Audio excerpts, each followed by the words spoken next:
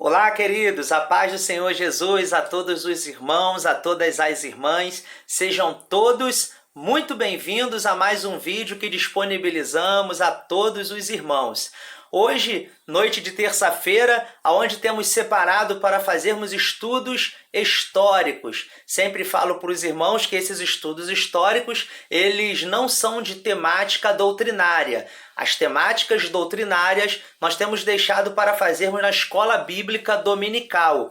E terça-feira temos lançado de forma quinzenal agora, esses estudos que eles têm como tema histórico. Então nós já falamos aí sobre vários temas, calvinismo e arminianismo, já falamos sobre pré-reforma protestante, reforma e pós-reforma protestante, falamos sobre a Idade Média, ou seja, uma série de estudos, inclusive se você, meu querido irmão, de uma outra igreja, nosso irmão em Cristo, que deseja esse estudo, você que está vendo isso de forma compartilhada, se você deseja, é só pedir aos nossos irmãos que eles vão estar compartilhando para você, tá certo? Hoje nós vamos dar início a uma série de estudo que vai falar aí de forma, mais ou menos vai pegar uns 3 estudos, que ele vai falar sobre o reino de Israel. E como os irmãos sabem, quando nós estudamos aqui, nós temos tido o cuidado da gente fazer a coisa de forma bem pontual, com muita tranquilidade, sem atropelos. Às vezes a gente volta bastante o assunto, que é para poder trazer luz, para que haja o necessário conhecimento para entrar dentro do assunto que está sendo proposto. Hoje nós iremos falar sobre o reino de Israel. E como nós iremos dividir esse estudo em 3 partes, hoje, esse primeiro estudo, ele vai ser mais para a gente poder dar início no como que se formou a história de Israel. Tá certo? Então vem conosco, o estudo ele é muito bom, é muito abrangente, é muito bonito, afinal de contas Israel faz parte diretamente da história também do cristianismo. A Bíblia vai dizer que veio para o que eram os seus, mas os seus não receberam, mas a todos quantos receberam, deu o poder de serem feitos filhos de Deus. Então nós estamos justamente nesse tempo, no tempo dos gentios, no tempo da graça, no tempo da igreja. Mas Israel tem no coração de Deus um lugar reservado, porque a história começa com Israel, não é? E vai, sem dúvida nenhuma, lá no fim, Israel ainda volta ao cenário. Então vamos conhecer um pouquinho mais da história de Israel? Bom, então, nesse primeiro momento, eu queria falar para os irmãos aqui, hoje daremos início ao estudo dos reis de Israel. Precisamos, no entanto, compreender de forma resumida como se formou o reino de Israel, que tem como seu patriarca Abraão. Então vamos lá no início, para a gente poder, de forma bem tranquila, chegar onde a gente deseja. Bom, Deus ele chamou Abraão. Ele chama Abraão, Abraão sai da terra de Ur, Ur dos caldeus, e ele vai para o local aonde Deus o levou. Ele encaminha Abraão para Canaã. E aquele local já era um local no coração de Deus para que dali fosse um local onde os israelitas futuramente estariam. Abraão ainda não sabia disso, porque Deus falou para Abraão, Abraão, sai da sua tenda, contempla as estrelas do céu. Abraão olhou e falou, viu que eram numerosas. Ele falou, assim como as estrelas do céu, assim como a areia do mar, a tua descendência ela não poderá ser contada, porque vai ser entre milhões e milhões, e milhares de milhares, assim parafraseando, tá certo? Abraão ele não tinha filhos, ele já era, na verdade, até idoso, a sua esposa também, mas ele recebeu essa promessa e creu nessa promessa. E Deus, ao cumprir essa promessa, ele fez com que nascesse de Abraão e Sara, Isaque. Os irmãos vão observar que eu não vou falar aqui de Ismael. Por que não vou falar de Ismael? Porque o foco do estudo é falar de Israel, da nação israelita, dos reis de Israel. Então, nós passaremos aí por essa parte, tá certo? Então, de Abraão nasceu Isaque. De Isaque nasceu Jacó. Bom, Jacó, ele teve uma vida no seu início um tanto conturbada, Mas a Bíblia vai dizer que quando Jacó realmente, de fato, entrega a vida dele ao Senhor, ele inclusive luta, com o anjo do Senhor, o anjo toca na sua coxa e ali faz com que o seu nome seja trocado. Então não seria mais chamado de Jacó, mas seria chamado de Israel. Aí a coisa já começa, né? Porque de Abraão nasceu Isaac, de Isaac nasceu Jacó. Jacó, ele teve 12 filhos. E esses 12 filhos de Jacó vai ser justamente os filhos que serão as tribos de Israel. Por que Israel? Porque Jacó teve o seu nome trocado para Israel. Então esses 12 filhos de Jacó, agora sendo Israel, seriam aí futuramente as 12 tribos de Israel. Um desses filhos era José, e os seus irmãos tinham por ele um grande ciúme. Ele já era filho da velhice, né, de Jacó, e os irmãos dele tinham um profundo ciúme dele. Então o venderam, né, para o Egito, né, venderam para os midianitas, que consequentemente levaram ele e venderam ele ao Egito. Bom, nós sabemos que naquele momento José ali já estava experimentando de uma promessa de Deus, de um cuidado de Deus.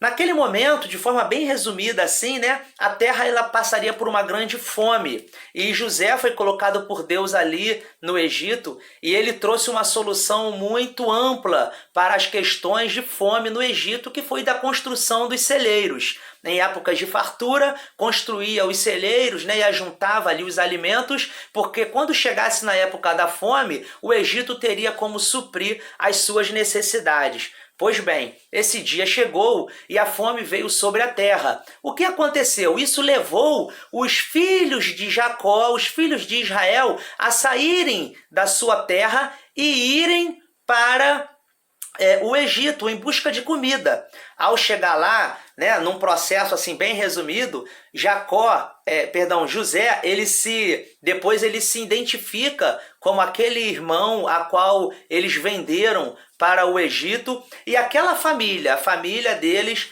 fica ali de forma permanente no Egito.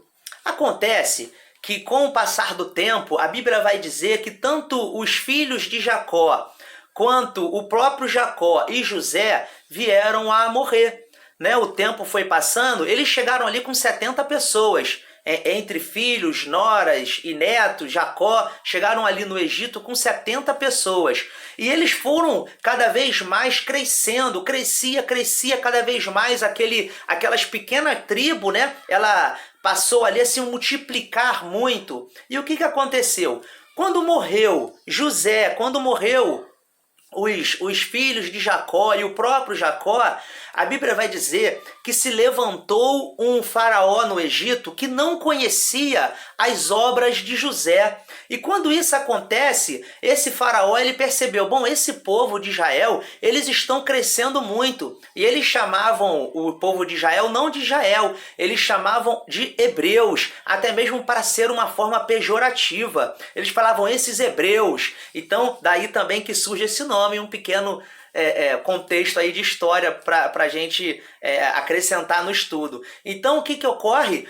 Ocorre que Faraó faz com que aquele povo que estava crescendo ali, os israelitas, fossem agora escravizados, já não estavam mais no Egito, né, morando no Egito, já não estavam mais no Egito de forma ali a estarem bem, não, eles estavam agora prisioneiros. E aquele grande povo ainda assim continuava a crescer. Então o que Faraó fez? Ele falou, bom, todo primogênito que nasceu, ou melhor, todo filho homem que nascer, vamos falar para as parteiras, para que elas matem.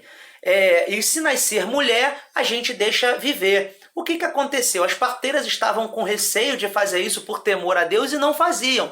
Quando ele descobriu, ele intensificou essa perseguição. Foi quando, então, em um desses momentos, nasce Moisés. E Moisés foi colocado, né, por sua família no junco ali, num ribeiro, botou ele nesse junco e colocou ele sobre a água. E a filha de Faraó, ela encontra a Moisés e naquele momento ela adota Moisés para si. Bom, nesse momento nós sabemos ali que a filha de Faraó, embora tenha adotado Moisés, foi a própria família de Moisés que criou ele. Por quê? Porque isso aconteceu no palácio. Então, a família dele sempre falava para ele das histórias, ensinava e tudo mais. Embora ele fosse criado, né, com grandes regalias e com todas as riquezas como um príncipe no Egito. Houve um determinado momento que Moisés, vendo um dos seus irmãos, né, serem apanhar ali de alguma forma, ele não gostando daquilo, ele foi lá e matou um dos egípcios. E quando Moisés faz isso, a Bíblia fala que ele enterra aquele egípcio, mas em um determinado momento o egípcio foi descoberto morto. Então Moisés faz o quê? Ele foge, né, para uma outra terra, ele foge do Egito para um outro lugar. Quando chega nesse lugar, ele viveu 40 anos no Egito. E quando ele chega nesse lugar, né, ele passa ali mais 40 anos em Midian. E quando ele chega lá, ele vai se casar, ele vai ter filhos, ele vai ter toda uma vida ali. Mas é com 80 anos que a Bíblia fala que a revelação de Deus vem até Moisés e faz com que ele voltasse ao Egito, para que ali no Egito ele fosse um libertador do povo de Israel.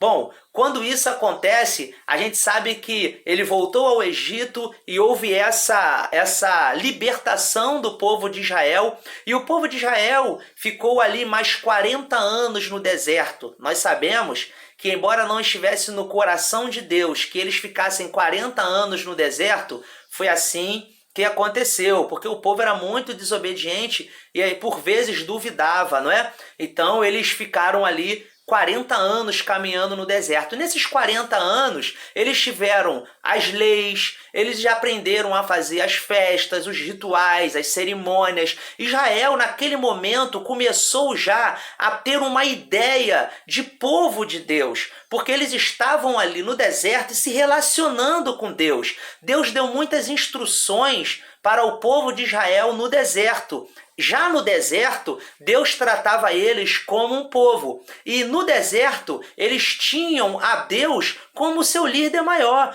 Deus é quem ia na frente das pelejas, Deus é quem o iluminava, Deus é quem os guiava. E tinha na figura de Moisés essa pessoa da qual Deus havia colocado para que o povo então fosse conduzido até Canaã.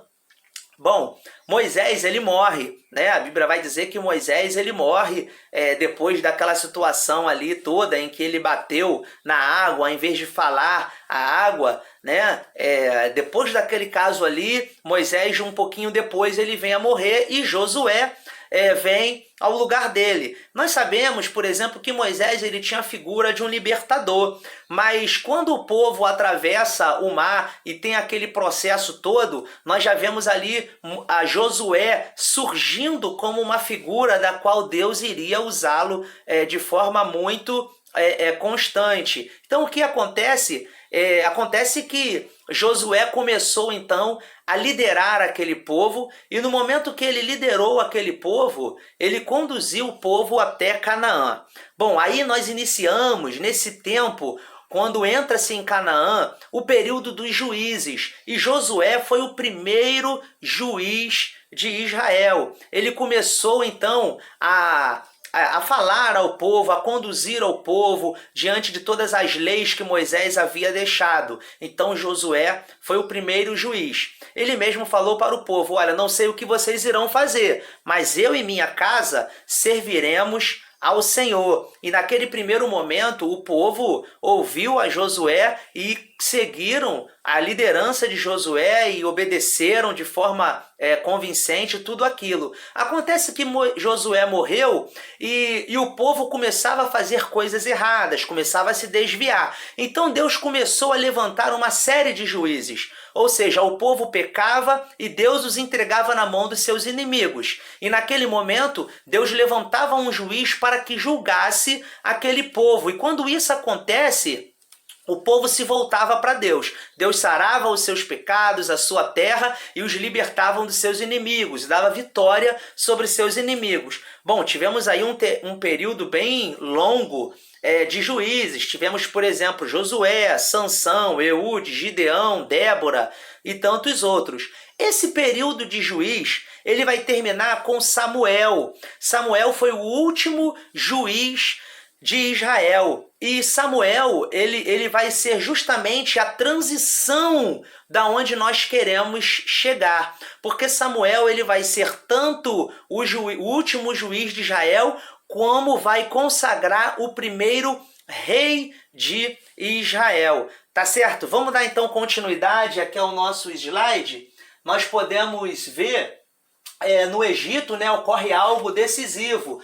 Todas as almas, pois, que procederem dos lombos de Jacó foram 70 almas. José, porém, estava no Egito. Faleceu José e todos os seus irmãos e toda aquela geração. E os filhos de Israel frutificaram, aumentaram muito, multiplicaram-se e foram fortalecidos grandemente, de maneira que se encheu deles. Levantou-se, um novo rei sobre o Egito, que não conhecera José, o qual disse ao seu povo: eis que o povo dos filhos de Israel é muito mais poderoso do que nós. Eia, usamos de sabedoria para com eles, para que não se multiplique e aconteça que, vindo a guerra, eles também se juntem aos nossos inimigos e pelejem contra nós e subam da terra. Tá certo? Então nós podemos ver aí, um pouco disso que nós falamos, essa astúcia aí de Faraó em ter feito isso. Isso foi o que culminou o povo a virar escravo lá no Egito. Bom, tendo explicado já essa parte, nós vamos estar passando aí para o nosso próximo. Após Samuel, como último juiz, o povo pede um rei. Aí sim, chegamos ali aonde nós estávamos, Aquele slide, eu me antecipei um pouquinho a ele, mas deu para a gente compreender bem, É nesse momento aí que Samuel, ele vai ungir um rei. Por que Samuel vai ungir um rei? Samuel foi o último juiz, de Israel, como nós falamos.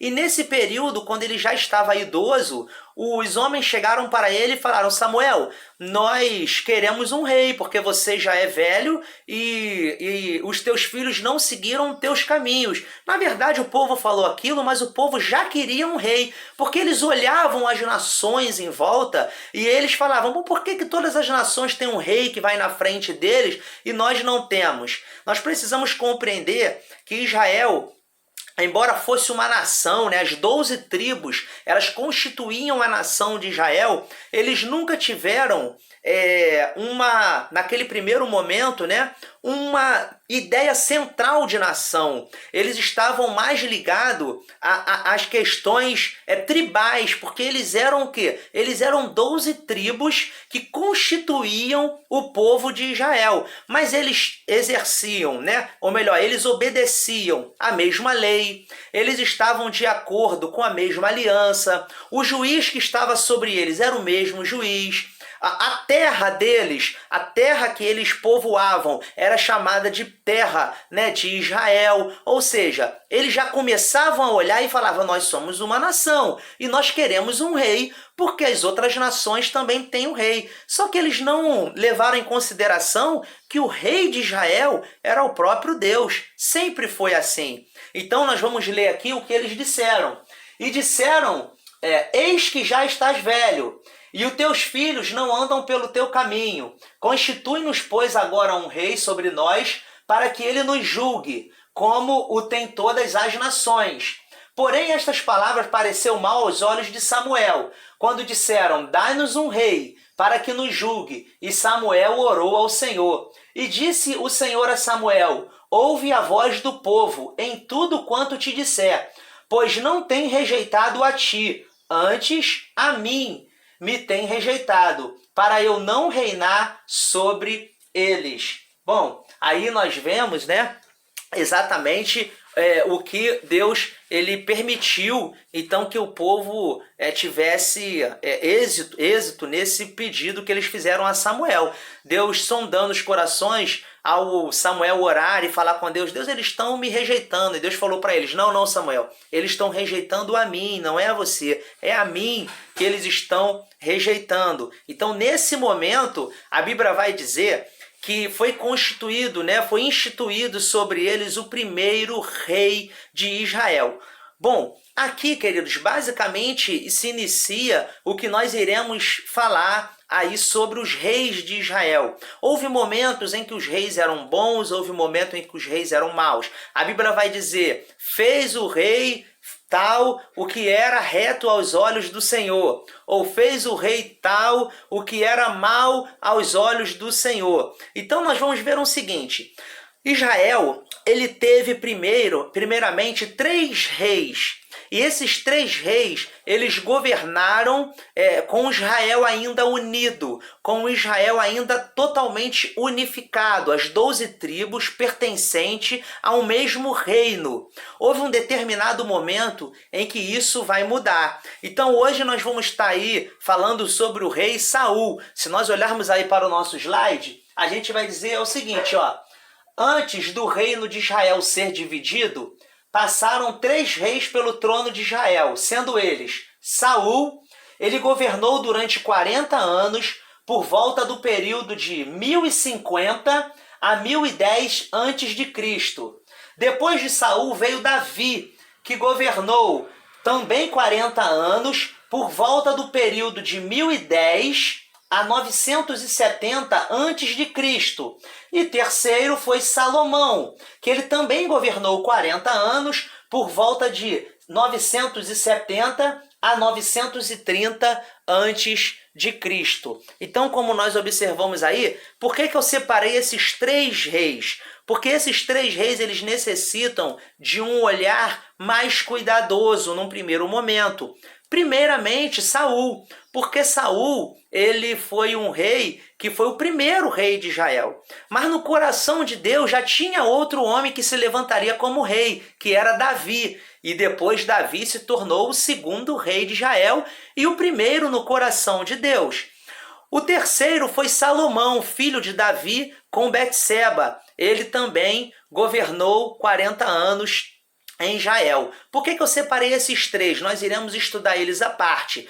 Porque depois do rei Salomão, acontece algo bem interessante. O filho de Salomão, chamado Roboão, ele vai ter o reino de Israel dividido. O reino de Israel ele vai ser dividido e 10 tribos ficarão concentradas no norte e 2 tribos serão concentradas no sul. E começou a ser reinos diferentes, com reis diferentes, vivendo momentos diferentes em sua história. Então as tribos do norte era chamada de Reino de Israel. E a tribo do sul, elas ficaram conhecidas como Reino de Judá. Bom, já vale aqui eu adiantar para os irmãos que as tribos do sul, né, que era de Judá e Benjamim, essas tribos, elas ficaram no centro ali das promessas de Deus, até porque foram as tribos que não se rebelaram contra a casa de Davi, da onde viria a descendência de Cristo, é essa tribo de Judá. A tribo do norte, embora Deus se relacionasse com eles, embora Deus também mandasse profeta para eles, não era o coração de Deus que o povo se rebelasse e tivesse 2 reis. Deus ainda tratava com o povo do norte. Mas o povo do norte, a gente vai ver que eles tiveram uma série de reis ruins e fizeram o que era errado aos olhos do Senhor. Bom, houve um determinado tempo da história do Reino do Norte em que eles foram aprisionados pela Síria, né, pela Assíria. E quando isso acontece, eles vão sofrer uma diáspora, né, para alguns lugares e muitos aprisionados à Síria, e eles nunca mais voltam para ocupar Israel. Pelo contrário, quando Israel é novamente ocupado, e nós estamos falando aí da parte do norte, quando Israel é novamente ocupado, né, ele é ocupado por alguns povos, povo de Avã, de Semate, de Farfavaim, ou seja, são povos que eram chamados agora, quando foram para Israel, eles ficaram conhecidos como samaritanos. Por que isso? Por causa que a capital de Israel passou a ser Samaria. E esses povos, eles ficaram ali em volta de Samaria e numa mistura muito grande de deuses e tudo mais. Lembrando que esses povos, esses 5 povos que vieram para ocupar Israel, eles começaram a se relacionar com aqueles que ficaram ali, porque alguns ainda estavam, né? Alguns fugiam quando os povos vieram para aprisioná-los e depois eles voltavam. Então eles começaram a se misturar. Mas o Israel mesmo, de fato, da tribo do norte, das tribos do norte, nunca mais voltaram do exílio.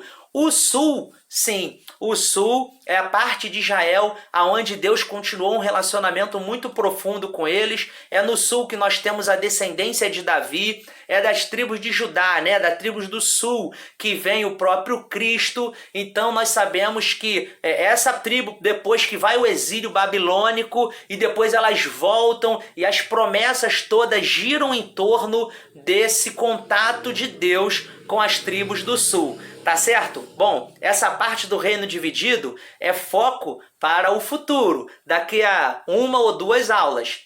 Mas nós estaremos agora falando sobre Saul. Por que Saul? Quais foram os dias de Saul que marcaram, né, os dias de Saul? Nós podemos ver aí na história, como nós passaremos aqui no nosso slide. Olha, veremos agora o que marcou cada rei antes da divisão do reino. Dias de Saul. Então nós olhamos aí e vemos que tanto o rei Saul, quanto o rei Davi e quanto o rei Salomão foram os 3 reis, como eu falei, que eles participaram de um reino unificado. Israel era apenas um, tá certo? Então Saul foi o primeiro rei, Davi foi o segundo rei e Salomão foi o terceiro rei. Então nós sabemos que a história desses reis foi marcada por grandes coisas, mas o mais complicado aí foi o primeiro rei, Saul, porque nós vamos ver que os dias de Saul foi marcado por grandes loucuras, como podemos ver aqui, os dias de precipitação. 1 Samuel capítulo 13, do versículo 8 ao 9, vai nos dizer assim, olha: e esperou Saul 7 dias, até o tempo que Samuel determinara. Não vindo, porém, Samuel a Gilgal, o povo se dispersava dele. Então disse Saul: trazei-me aqui um holocausto e ofertas pacíficas. E ofereceu o holocausto. Então eu queria dizer que os dias de Saul foram marcados primeiramente por precipitação. Por quê? Por causa que no reino de Israel, cada um tinha sua função. A função do rei não era de oferecer holocausto. O rei não podia fazer isso. Samuel falou para que ele esperasse. E no momento que Samuel demorou, o rei achou que tinha o direito, por ser rei, de sacrificar ao Senhor. Então ele foi precipitado, né? E isso para não dizer outras coisas. Mas nesse primeiro momento, nós podemos ver uma precipitação de Saul. E os dias dele foi marcado por outras coisas. Podemos ver aqui dias de desobediência. Está lá em 1 Samuel, tá? Quando nós falamos primeiro, vale falar que fala primeiro, porque primeiro é livro, tá certo? Então, primeiro livro de Samuel, capítulo 15, o versículo 2, 3, o 9 e o 22. Então, são dias de desobediência, que vai dizer assim: assim diz o Senhor dos Exércitos, eu me recordei do que fez Ameleque a Israel, como se lhe opôs no caminho quando subia ao Egito. Vai, pois, agora e fere a Ameleque, e destrói totalmente a tudo que tiver. Não perdoe, porém matarás desde o homem até a mulher, desde o menino até os de peito, desde o boi até as ovelhas, e desde os camelos até os jumentos. E Saul e o povo pouparam a Agag, e ao melhor das ovelhas e das vacas, e as da segunda ordem, e aos cordeiros, e os melhor que havia, e não os quiseram destruir totalmente. Porém, a todas as coisas vis e desprezíveis destruíram totalmente. Porém, Samuel disse: tem porventura o Senhor tanto prazer em holocausto e sacrifício, como em que se obedeça à palavra do Senhor? Eis que obedecer é melhor do que sacrificar, e o atender melhor é do que a gordura dos carneiros. Bom, podemos ver então aí que os dias de Saul foi marcado por desobediência. Deus ele havia se lembrado, né, do rei dos Amalequitas, que quando o povo de Israel saiu do Egito, o povo amalequita se colocou no caminho querendo destruir Israel e fez com que Israel desse uma longa volta para poder não passar pelo local dos Amalequitas. Agora Israel já em Canaã, com o seu rei instituído, eles vão à peleja e o Senhor fala, vai lá no rei de Amaleque e mata todos eles. Mas Saul, nos seus dias de desobediência, ele preferiu achar que a ordem de Deus era algo negociável e resolveu poupar o que aos seus olhos era melhor. E Samuel fala então para ele que obedecer é melhor do que sacrificar. Os dias de Saul foram marcados também por desobediência. Vamos a mais um exemplo aí dos dias de Saul, que foi dias de ciúme, está lá em 1 Samuel 18, 7 e 11. E as mulheres dançando e cantando se respondiam umas às outras, dizendo, Saul feriu os seus milhares, porém Davi os seus 10 milhares. Então Saul se indignou muito, e aquela palavra pareceu mal aos seus olhos, e disse, 10 milhares deram a Davi, e a mim somente milhares. Na verdade, que lhe falta senão só o reino? Bom, aí os irmãos vê. Eu vou pedir desculpa aos irmãos que o cachorro está latindo um pouquinho, irmãos. Infelizmente não tenho o que fazer, mas a gente vai seguir o estudo. Dias então de ciúme. Nesse momento do reinado de Saul, nós já temos ali Davi também lutando ao lado de Saul a favor de Israel. E a Bíblia vai dizer que as mulheres cantavam que Saul matou milhares. Porém, Davi, seus 10 milhares, e Saul falou, olha, o que falta a ele? Somente o reino. E ele começou a ter um ciúme intenso de Davi. Então foram dias marcados pelo ciúme. Vamos dar continuidade aos dias de Saul e vamos ver aí, ó, dias de afronta. 1 Samuel 22, 17. E disse o rei aos da sua guarda que estavam com ele, virai-vos e matai os sacerdotes do Senhor, porque também sua mão é com Davi, porque souberam que fugiu e não fizeram saber. Porém, os criados do rei não quiseram estender as suas mãos para arremeter contra os sacerdotes do Senhor. Dias de afronta. O reinado de Saul foi um reinado muito complicado. Nesse momento da história, Saul ele já estava perseguindo a Davi e Davi estava constantemente fugindo de Saul. O que acontece? Em um desses momentos, os sacerdotes eles protegeram a fuga de Davi. E a Bíblia vai dizer que Saul, ao descobrir isso, ele mandou que matassem os sacerdotes do Senhor. Embora os seus criados não quiseram fazer, esse foi o intento do coração do rei, né? Isso foi o que ele desejava fazer. Então podemos dizer que foram dias de afronta. Vamos dar continuidade aí e vamos ver também que foram dias de desvios. 1 Samuel 28, 7. Então disse Saul aos seus criados, buscai-me uma mulher que tenha o espírito de feiticeira, para que vá a ela e consulte por ela. E os seus criados lhe disseram, eis que em Endor há uma mulher que tem o espírito de adivinhar. Então podemos ver que o reinado de Saul também foi marcado por desvios. Por quê? Porque a lei dizia isso, para que eles não se consultassem, para que eles não entrassem em nenhum tipo de feitiçaria, antes eles tivessem o coração deles voltado única e exclusivamente ao Senhor. Mas Saul, no ápice da sua loucura, podemos assim dizer, também foi marcado os seus dias como dias de desvio e ele foi consultar uma feiticeira. Bom, vamos dar continuidade, já estamos chegando ao término, mas que vai falar aí sobre dias de monumento para si. 1 Samuel 15, 12.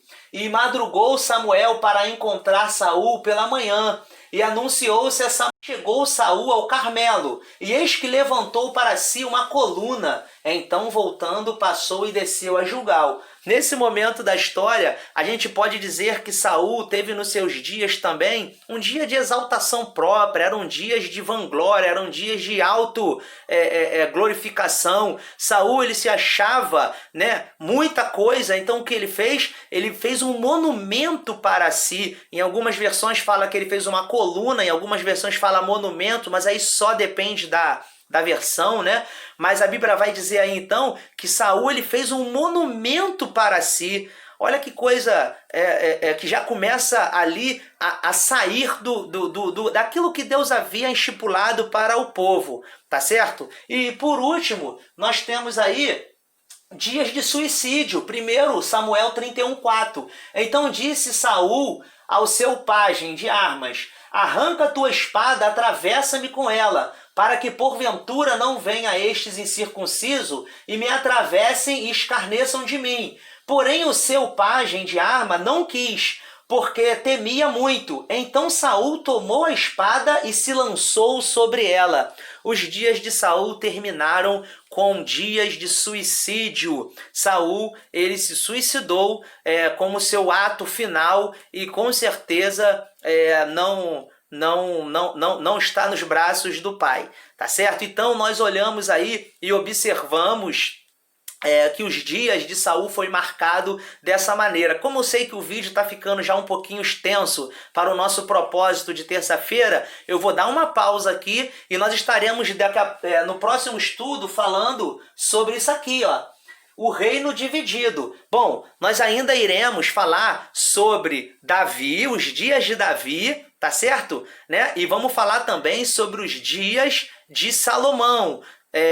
Esses também foram dois importantes. Só depois desses eu achei que eu ia conseguir terminar, né, essa primeira parte, mas eu não quero deixar o vídeo longo, tá certo? Então depois desse nós iremos falar sobre isso aí, o reino dividido. Israel, a parte de cima aqui ficou com 10 tribos e a parte de baixo, Judá, ficou com a capital Jerusalém, com a parte do sul, que são as duas tribos, que foi daqui da onde se originalizou, né, da onde veio a descendência do Messias Jesus Cristo. Tá? Amém, queridos? Fiquem na paz, Deus abençoe a todos, continue conosco. Se você desejar, pergunte aos irmãos aí, há vários outros estudos que nós fizemos e vamos continuar fazendo. Deus nos abençoe e até o próximo vídeo.